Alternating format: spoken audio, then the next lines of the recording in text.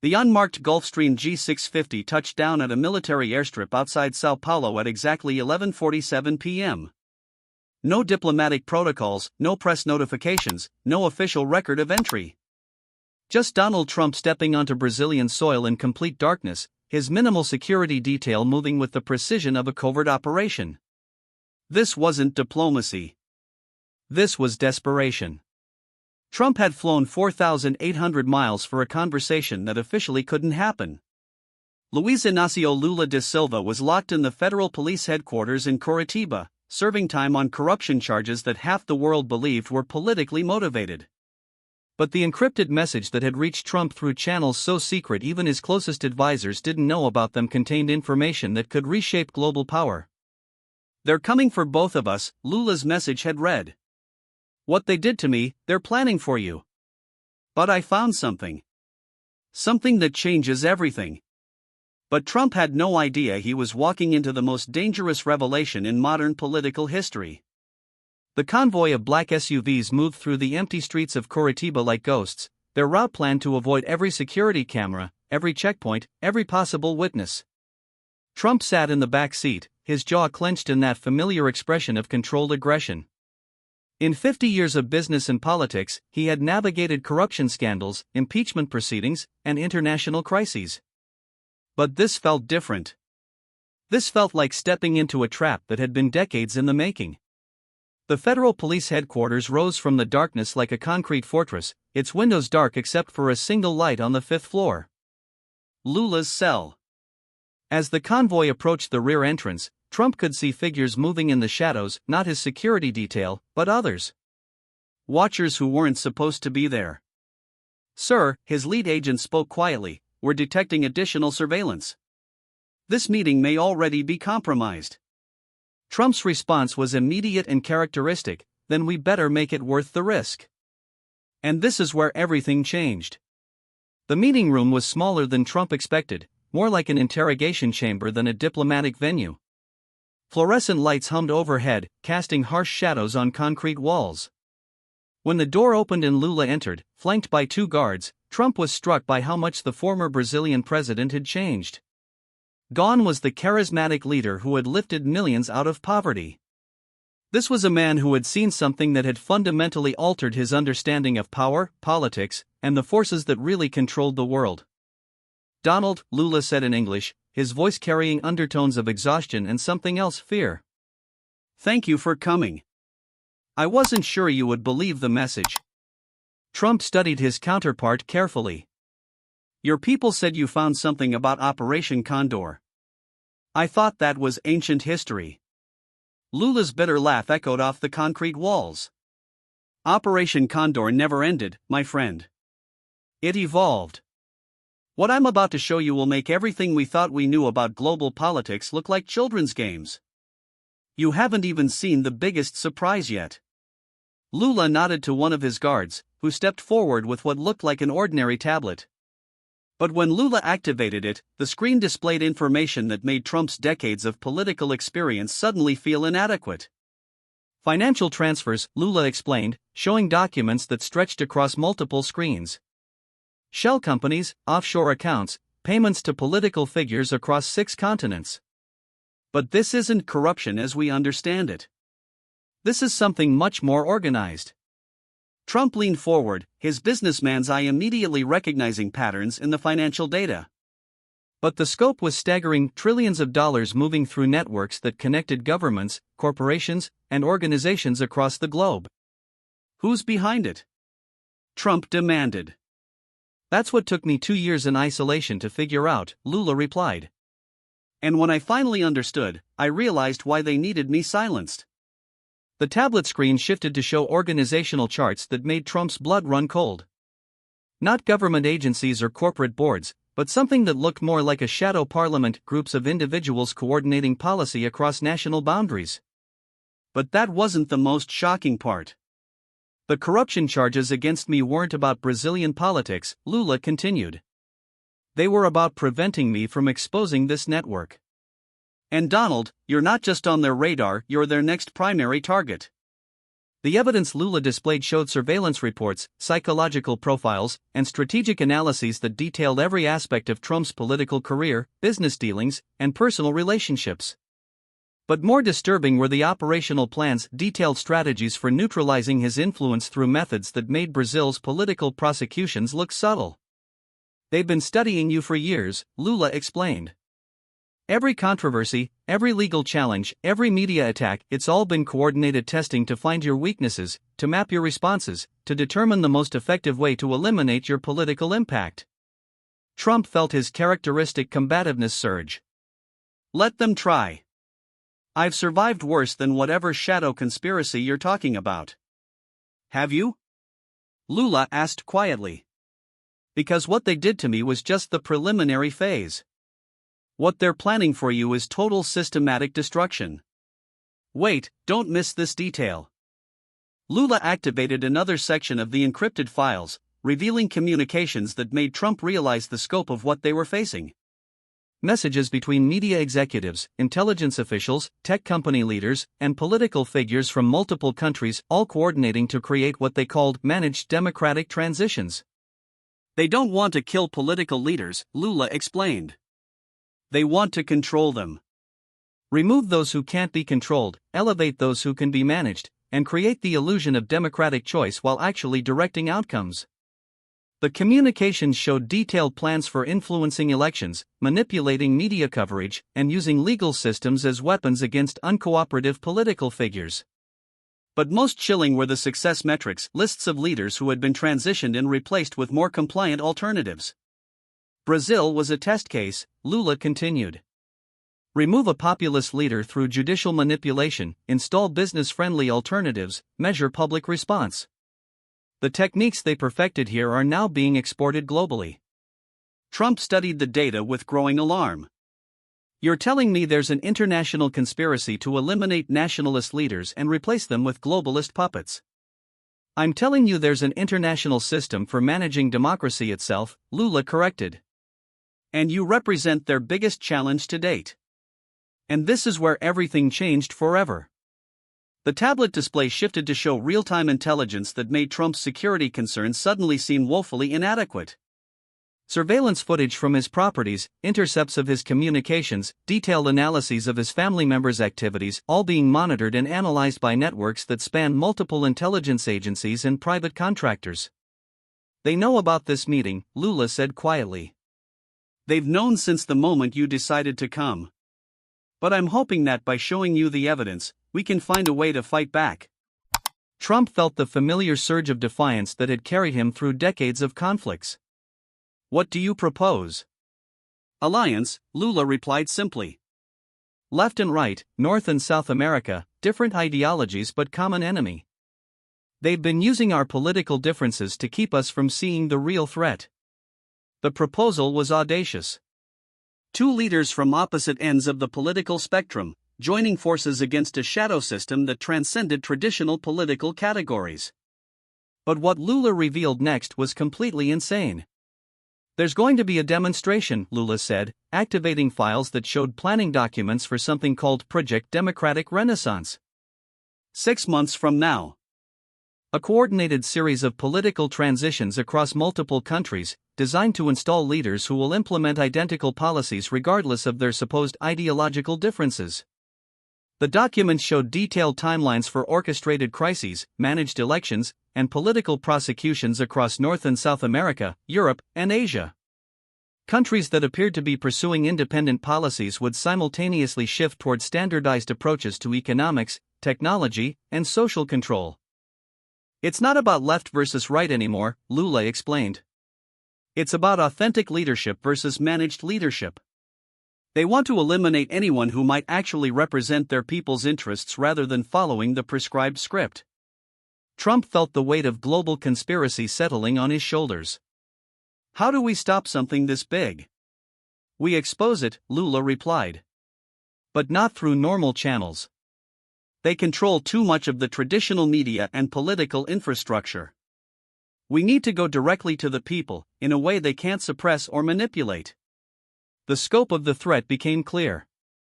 This wasn't just about two presidents or two countries.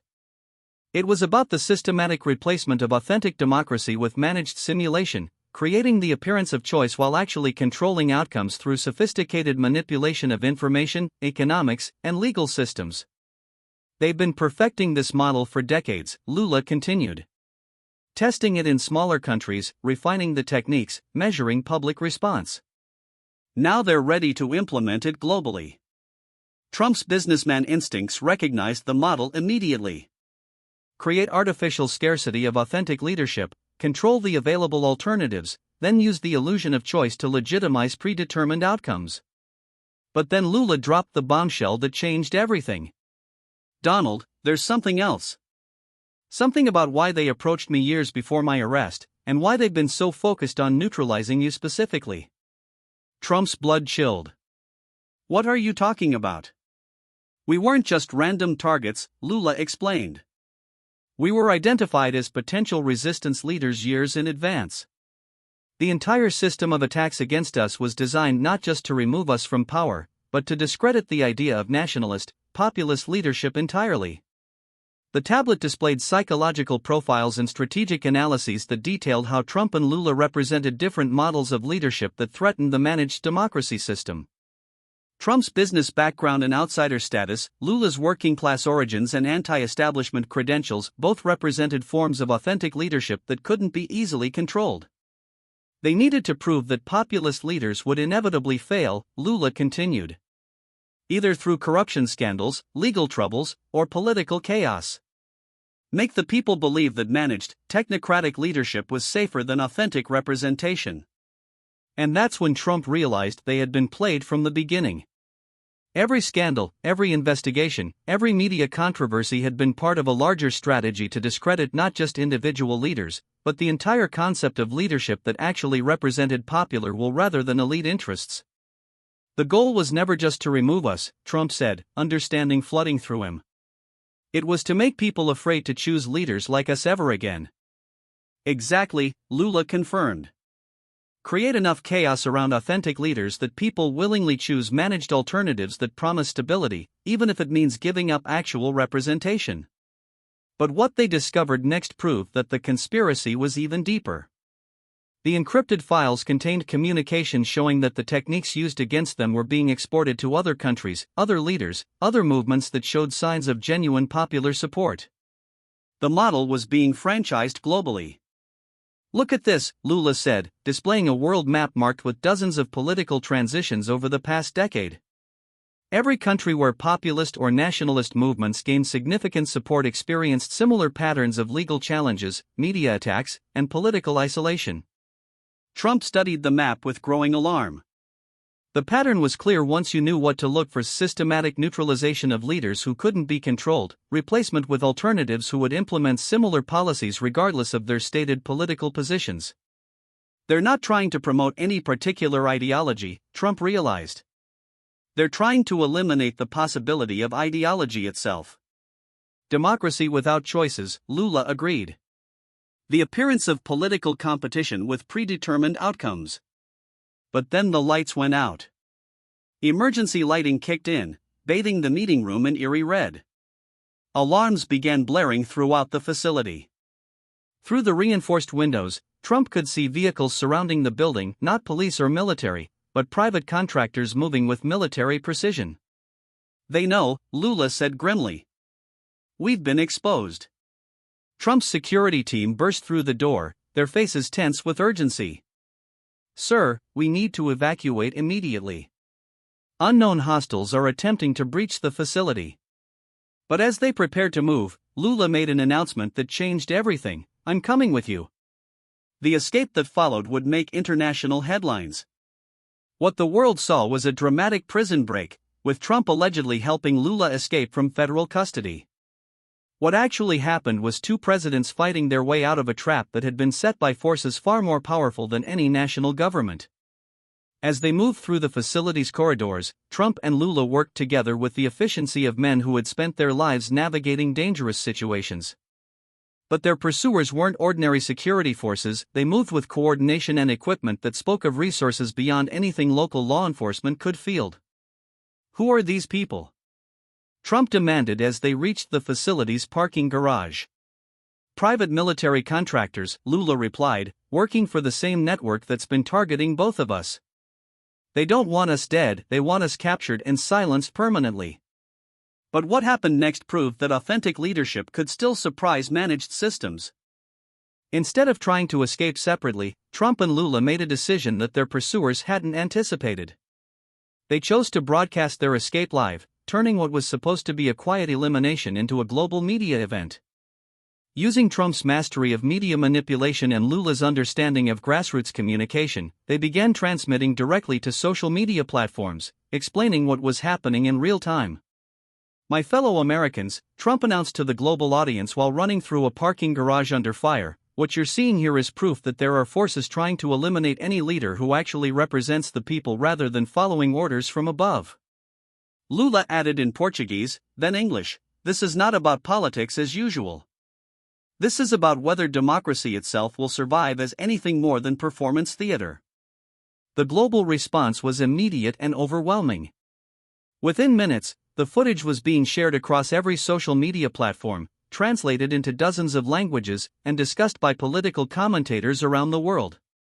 The image of two former presidents from opposite political traditions working together against a common threat resonated with people who had been watching their own democratic systems become increasingly unresponsive to popular will. But more importantly, other political leaders began speaking out.